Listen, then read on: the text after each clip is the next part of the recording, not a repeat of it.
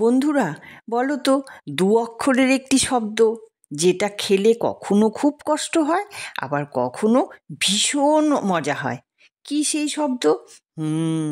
ঠিক ধরেছ, এটা হলো ধোকা। আর আজকে সেটা দিয়েই আমরা বানিয়ে নিব সুস্বাদু ধোকার ডালনা।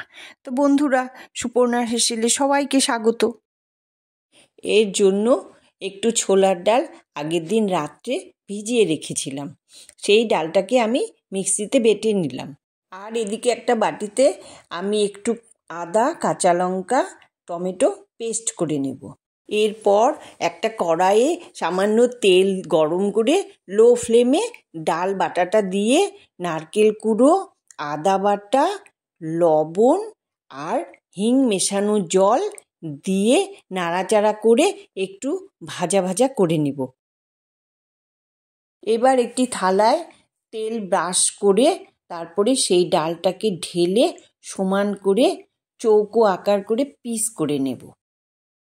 এদিকে একটা কড়াইয়ে তেল বসিয়ে তাতে সেই পিসগুলোকে ভেজে নেব। বন্ধুরা, আমি এখানে মিডিয়াম আঁচেই বড়াগুলোকে ভেজে নিয়েছি। মিডিয়াম আঁচে করলে ভেতরটাও ভালো ভাজা হয়।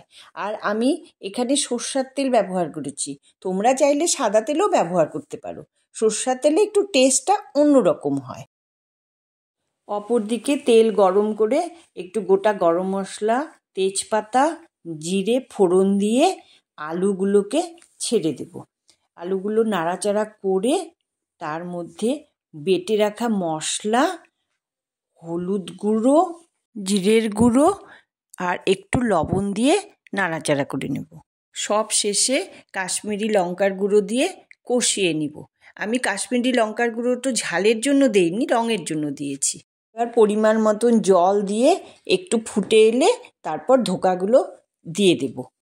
এরপর আবারও 2-3 মিনিট ফুটিয়ে একটু চিনি, গরম মশলার গুঁড়ো আর একটু ঘি দিয়ে নামিয়ে নিলেই তৈরি হয়ে যাবে সুস্বাদু ধোকার ডালনা।